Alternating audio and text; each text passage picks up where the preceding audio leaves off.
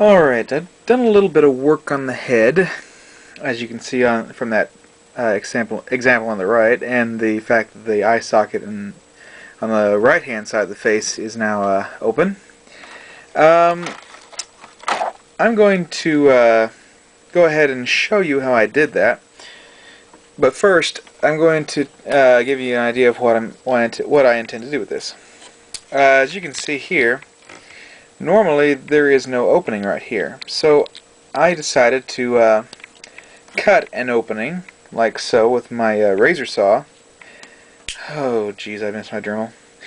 I'll cut an opening with my razor saw like so, and I'm going to cut an opening on the other side to match it, and I inserted an LED. Let's see if I can get this to light up. There we go. Yeah, that sucker is going to have some really bright eyes. Okay, and so that's what I'm going to do with that. Now, here is the eye that I cut out, and I'm going to show you how I did that. It's quite simple. I mean, a caveman could do it. So you take your pin vise.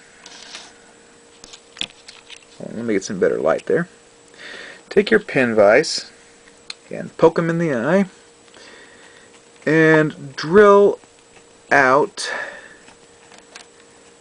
one corner of it. There we go. Oh, come on. There we are. Then after you're done with that, drill out the second corner.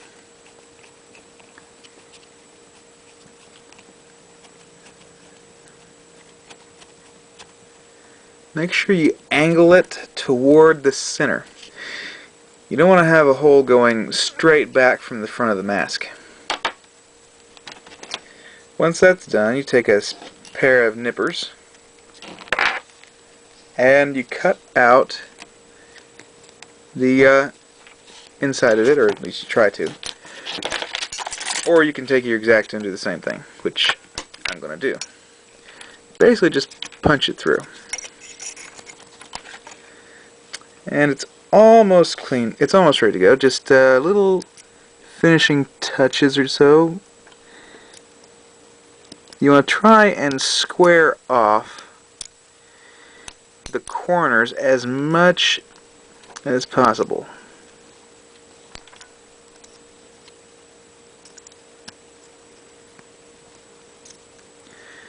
I realize it may be a little hard to see in this video, especially at the quality that YouTube has. I don't yet have the ability to post HD videos, so this will have to do. Clean up the inside of the eye as well. You don't want little shards casting shadows in your eye. That's funny. And I think, well, hold on.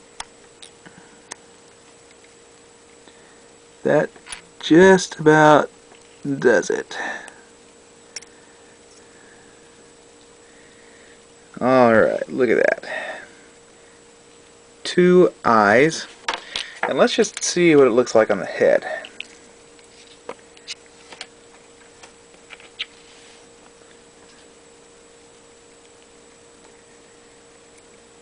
Oh yeah.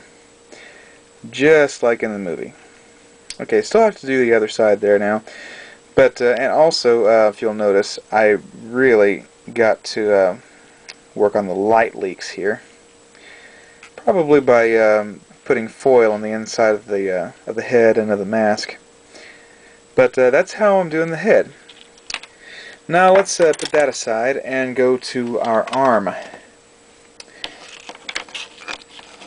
I have given the epoxy putty, the Aves, plenty of time to dry, or set rather. And it's still a little soft there, but you know, tomorrow morning it should be hard enough to where I can handle it without fear of breaking. So anyway, I'm going to show you how I'm going to reposition this arm. See, if you look, let's get that out of the way. Come on, move. you look here, you can see that there is a circular groove cut for the arm joint here, and normally there would be this round part here would extend all the way across. What I've done is I first took off the this piece right here, the attachment lug, get rid of that thing, and then I just carved away at this like so until I'm doing it again, whittling, which gave me that cut I had earlier. But yeah, something's going to give there. Anyway, you cut, if you want to position the arm so that it's holding out so like that, you want to cut into this right here, because what you're doing is you're making it so that this will fit over this little projection right here. There's a slight hump in the plastic right there. And if you do it right,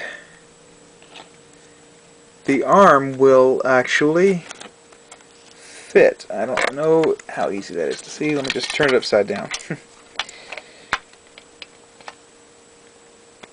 See there? It no longer bumps up against the shoulder. And that's how you modify the shoulder in order to give it that classic Iron Man pose where he's holding his arm straight out like so, about to blast somebody with his blaster. In fact, on the side of the Iron Man box, the model kit box, on the long side is a CG image of Iron Man doing that same pose. So it's this actually is in style with Iron Man. One thing left to do, for as far as lighting goes, you know, besides the head, of course. I need to make a window right there. Not just a window, but it has to be able to fit in there. I may end up just cutting this piece off and super gluing a piece of clear plastic across there, but I want to try and I want to try something different. I want to try and fill this with resin. Not resin exactly, but where is it? This epoxy glue. That two-part stuff. It turns yellow, so that may not be a good idea. Actually, you know what? I better rethink that. I'm going to get some of that Easy Water, now that I think about it. Easy Water is this clear substance that model railroaders use to create water. And it melts in your stove, and you can pour it into a cavity, and it will remain crystal clear, just as though it were water. And you can sculpt it and do all kinds of neat stuff with it, make all kinds of cool effects. So I think I'm going to use that to fill in this this main glowing area on his chest. Okay, let's see. I think I'm going to finish up the head. Then I'm going to glue it together, put it on the neck right in front here, pre-assemble this thing, and give you an idea just how cool this is going to look when it's finished. Okay, I got them together. You may be wondering why those bands are around his waist and his legs. If you've ever seen these zip ties like so, these are great for holding together an assembly during drying, and especially if it's stubborn like this one. You can use it to hold together, like I said, a stubborn assembly, or you can use it to attach wires to a bulkhead, or anything like that. It's great for semi-permanent tying, in other words. It holds your model together while the glue dries, and keeps you from having to squeeze that thing together yourself. as you can see here, I have repositioned his arm so that it appears to be firing, and it looks just like I imagined it would. And I don't know if that's a good thing or a bad thing, but anyway, for the chest and the eyes, I took a piece of styrene plastic, actually. This stuff right here, it's really thin material. I think it's I want to say 20 thousandths thick. Anyway, I cut a strip of it and fitted it across his eye, on the inside of his visor. And then for this, I just glued it over the reflector. Next thing to do is fill in all the seams, and Iron Man will be ready for paint. Well, that's it for this video.